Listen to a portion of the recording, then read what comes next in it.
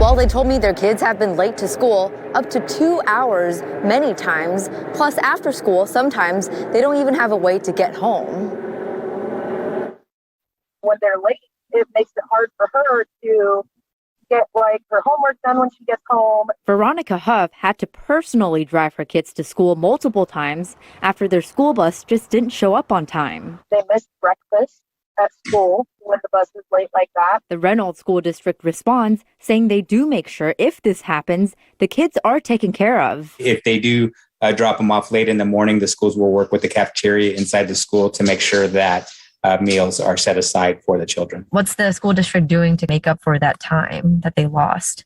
Yeah, so what happens is our transportation department communicates with the school. So that way the school can work with their teachers to be able to, get the work and not punish, the student, for being late or not even being there. Steve Padilla says they are very short-staffed due to the pandemic. Some retired part-time drivers didn't want to drive buses filled with kids who are unvaccinated, while others lost their jobs and had to relocate. We might not have as many bus drivers as we did, and there might be a delay every once in a while. And just ask for your patience, and we will do the best we can with the people that we have. Another result of the shortage, some stops in the Scappoose district were cut. Buses can only pick up Amanda Normine's nephews every other week now. She says when she tried to schedule the kids a bus ride to her house on the weeks they don't have service, I was told, no, there's not capacity to let them ride to your house. They literally cannot make it to school. We've got to do better by these kids.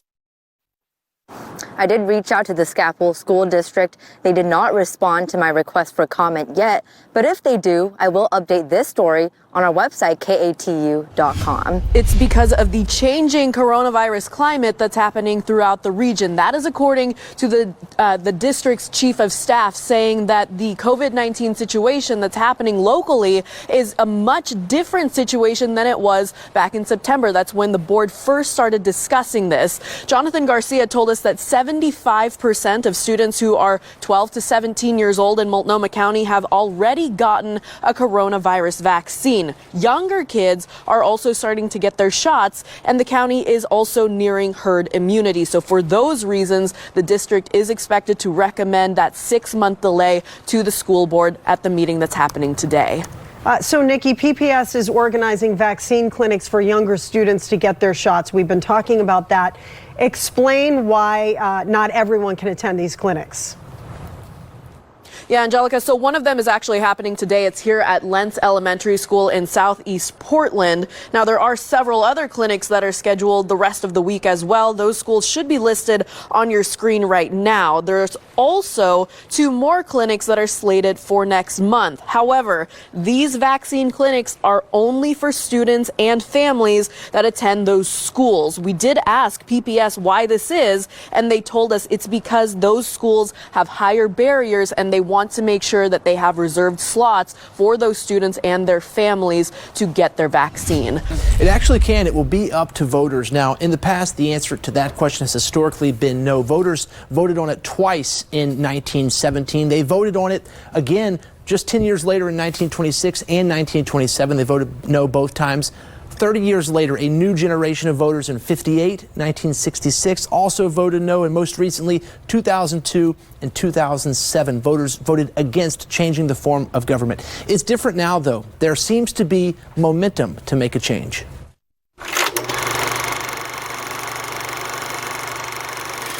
This is what Portland looked like in the early and mid-1900s when the city set up a commission form of government. If you're like most people, maybe you don't know what that means. We met up with Jack Miller for a history lesson. I'm a senior instructor in political science at Portland State University. This lesson starts with an easy question. What is a commission form of government? This is a progressive era reform that dates back to a little over 100 years. The reform splits up power among the city's elected leaders, effectively giving them all an equal level of control.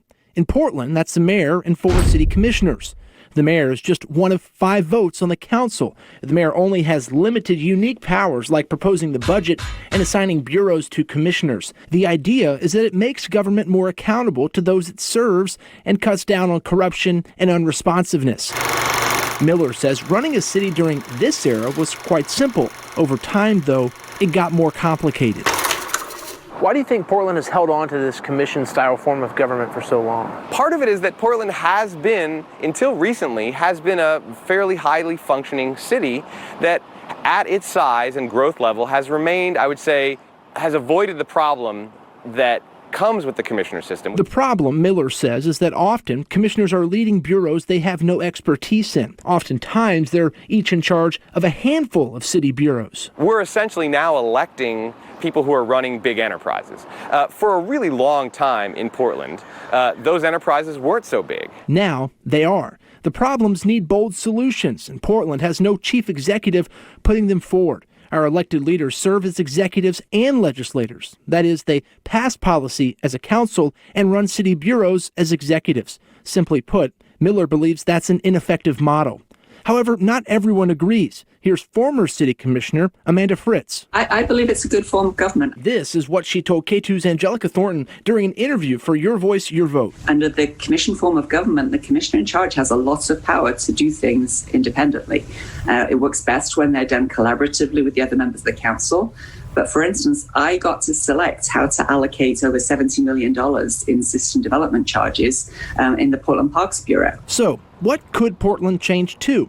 The first is a strong mayor form of government. In that, the mayor is the chief executive who effectively runs the city. Every bureau director would report to that person. The other option is a council manager form of government. In that scenario, a city council hires a professional city manager to oversee the day-to-day operations of a city. 29 of the 30 largest cities in America have one of those forms, according to the National League of Cities. Portland is the only exception. Is it time for a change in Portland? Well, I think it's absolutely time for a change. And the question is, are the conditions ripe for the change to actually take place? That's where a relatively unknown group of Portlanders comes into play. They make up the Charter Commission. The city convenes a group like this every 10 years to review the city's charter, basically our Constitution. They discuss changes, and then ultimately they can put recommendations for change before voters. This year, the Charter Commission is looking specifically at our form of government and discussing the best way forward for Portland. Rahi Reddy is one of the chairs of the group. Reddy says after decades of the status quo, the commission she serves on is ready to deliver solutions. That's the task at hand. And I think people are ready for a change. And our job in the Charter Commission is to really work through all of the options and place the best options in front of Portlanders. And that's what our goal is and our hope is. The problems that faced the Portland of this era when this commission form of government was created look nothing like the problems we face now. Will Portland pull itself out of the past and truly become the city that works for the people of today? Those questions are all in front of this Charter Commission now. You heard Reddy. She says they are up for the challenge. Now, if 2/3 of the 20 members agree to put an alternative on the ballot, voters will decide next November. So, right, the form of government, one thing that they're looking at right now. How about how commissioners are elected? Right now, city commissioners are elected citywide. Portland is unique in that we have 5 city commissioners elected by the whole city. One change to consider is moving to a district-based commission where the city elects representatives from where they live. Reddy says they hope to have answers on that question by the spring as well to go on the ballot in November. Deb? Allison, what are the costs? Well, while Oregon is getting a big boost from the federal government with the federal infrastructure bill that was signed today, one place drivers will see an increase is when they renew their vehicle registration. That's going to cost about $4 more now than it does. But the only thing that's only something you have to pay every few years. The other increase, a gas tax increase, that's going to be hitting drivers every time they go to the pump next year. A bill from 2017 is coming to collect. In January, the third of 4 increases from House Bill 2017 will go into effect, meaning you'll be paying more here and here. HB 2017, also known as Keep Oregon Moving, is expected to bring in more than $5 billion by 2027. That money will be going to improve roads and fund other necessary transportation projects like safe walking and biking options. So it's a really important program for the overall transportation system, improving and preserving what we have, making it better for the future, and trying to address the needs of unmet communities as well. David House is with the Oregon Department of Motor Vehicles, one of the places collecting more money from drivers in 2022. This is the third one. It takes effect in January of 2022. It's about a 3% increase. So the average person, when they renew their tags as of January, it's about $4 more. The increase for vehicle registration will look like this. As always, the fuel economy of your vehicle plays a role in how much you pay. While the couple dollar increase doesn't seem like much, the other increase to the existing gas tax will add up quickly. The gas tax will increase 2 cents per gallon in the new year. With gas prices currently at $3.89 in Portland right now, it costs the average driver with an 18-gallon tank $70.02 to fill up. If you fill up every week, you're spending $1.44 more a month. Over the course of a year, that's $17.28 more you're spending just on the gas tax for HB 2017. Again, this money will be going to improve state roads, but drivers aren't convinced. They should be paying us for having messed up tires, driving down the street, getting flat tires because the roads is messed up.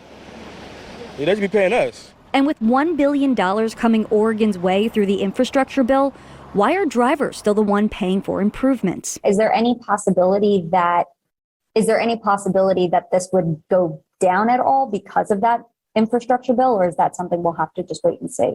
That I'm not even. Probably lawmakers haven't even begun to even think about questions like that. So yeah, that's for future policy. Unless something differently is decided, the increase will come as scheduled in 2022. But HB 2017 isn't the only gas tax drivers face. Right now, drivers in Portland face a city tax, state tax, and federal gas tax, which add up to 64 cents just in taxes per gallon. In 2022, that will go up to 66 cents. Prices as far as living are out the roof. Gas prices, food prices, everything, especially with taxes over here, is getting to a point to where it almost feels like they don't want people on the West Coast anymore. Now, just for perspective, Washington's gas tax total is about 68 cents per gallon. So that's a little more than Portland's rate with this increase. The Oregon Department of Transportation has a list of which roads are getting funding from HB 2017. We have a link to that on our website.